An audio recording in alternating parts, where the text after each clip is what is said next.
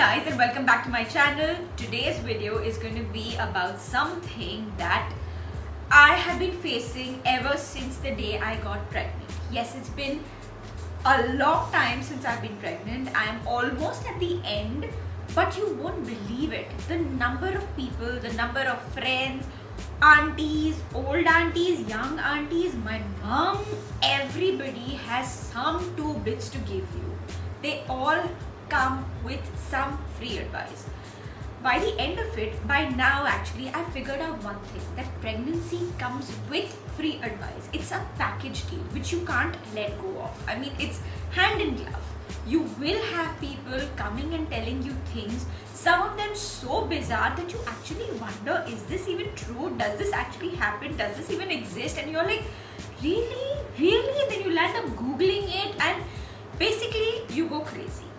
So today I'm going to bust a few myths about pregnancy. So there was a day wherein I just wore my jeans and a top and I was walking out of the house and I have my nanny who was over. She looked at me and she's like, are you wearing that? I was like, yeah, what's wrong with this? This is what I wear every day, a jeans and a top. Don't wear tight clothes. And I looked at her and said, this is not tight. This is just like my normal outfit and it's fitting me fine. I haven't grown in size and it's just normal. No, you should not wear tight clothes. It affects the baby. And I was wondering, how does wearing a pair of jeans and a shirt affect the growth of a baby? Myth number one, wearing tight clothes does not affect the growth of a baby. Your baby is absolutely fine. There's no problem. It's very well cushioned, so you can wear what the hell you like. Another thing that a lot of people told me was that I have a pet at home. You all know about Vodka. He's my heartbeat. He is my world. He's my life. He's actually my firstborn. I actually call him my son. He's Vodka's Samat. So he's such an important part of my family. And so many people, including my friends, the first thing they came up to me and said, oh, you're pregnant. What are you going to do about your pet? Are you going to get rid of your pet? And I looked at them as if I wanted to kill them with my bare hands. I mean, how can you ask me to get rid of my pet just because I'm pregnant? Myth number two, pets do not affect your pregnancy. I spoke to my doctor. I was so upset with this whole thing that, they convinced me that I have to get rid of my dog. And I was like, this is just not happening. I Googled it, I researched it, I spoke to my doctor, I had a long conversation with him and he said that pets do not affect the child. You have to keep the pet away for a month so that the pet and the child get accustomed to each other, but the health of the baby is not affected at all. If you have a cat, yes, it does affect a little bit. You just have to wear gloves while clearing the cat litter. That's it. Otherwise, there is no problem. Pets are a part of your family. You cannot let them go just because you are going to have an addition in your family. Just because you're pregnant, your pet does not have to get out of your house. Another issue which I faced all the time is that all these aunties and women who come to visit you or see you, or including your friends, the minute you step out of your house, they all look at your belly and they all try to gauge whether it's a boy or a girl. That is complete rubbish. The size of your belly does not determine the sex of the baby. Oh, if you're growing rounder, if your stomach is this shape, if your face is putting on a little more weight and blah blah blah, it's a boy or it's a girl. No, that's a complete myth. You cannot find out the sex of the baby based on the size of your belly. The only way you can find out the sex of your child is by a sonography and with the help of a doctor. Now I have a habit, the monsoons have started, I kind of straighten my hair and of course I do color my hair very often and to control my frizz, and of course I like coloring my hair, I enjoy it. So I booked myself an appointment at the salon thinking that I'll go and color my hair, it's time for a touch up and all of that.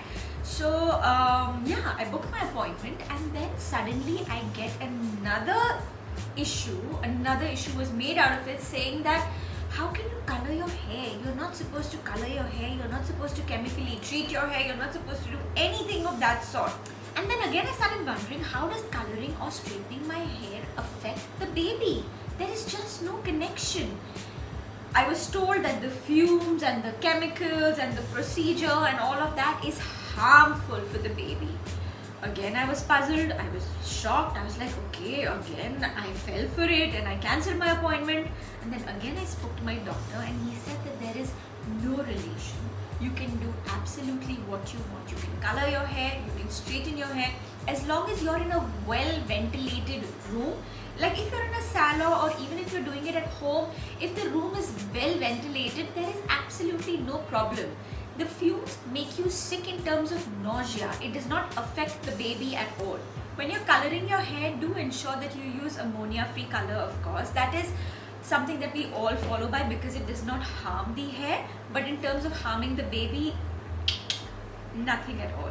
I was also told no bending, no wearing heels. You know, there was a point where I started actually feeling very claustrophobic. I was like, I'm pregnant, I'm not sick or dying. There's so many restrictions, so many do's and don'ts. You can't eat this, you can't eat that, you can't eat papaya, you can't eat a pineapple. So many food restrictions, so many behavioral restrictions. It's kind of claustrophobic. I wanted to strangle myself. I was like, what is going on?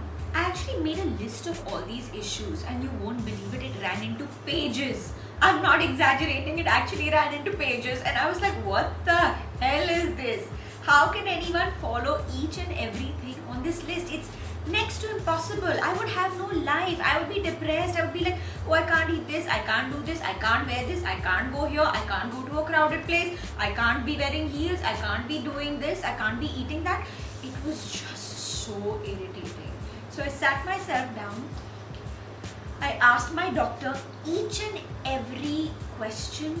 It was so ridiculous. Some of the questions were so retarded. I actually felt so silly asking my doctor all these questions, but I was like, I just need clarity. Luckily, my doctor, Nuzair Shahryar, he's a sweetheart and he answered each one of them so patiently and so calmly that got me so relaxed. Now I am actually at ease. I do what I feel like. I do what my body says, not what someone else tells me to do. And that's what I want to tell you guys. Don't blindly follow what tips and housewife tales all these women and your friends and everyone will give you. Just listen to your doctor. Your doctor is your God. That's it. Follow him like you're following the Bible. So basically, these were the myths that I was told about. I researched on it very well. I googled it. I spoke to my doctor. One thing which I would like to advise all of you all would be that do what your doctor says, not anybody else. Everyone has a story to tell. Everyone's body type is different. Everyone reacts to situations differently. So always listen to your doctor, and no auntie, no friend, no mom, old wives' tales, nothing. Just go by what your doctor says and what your body responds to. So I hope this video has been helpful in busting a few myths about pregnancy. I kind of believed all these myths at the beginning, but I felt like a fool after I researched it and after I spoke to my doctor. I hope you guys don't make the same mistakes that I did. I hope this video is helpful to all you pregnant women out there, or expecting moms, or even moms who are planning a baby. If you like this video, don't forget to like, share, subscribe and comment. I'll be waiting for all your comments. Till then, see you.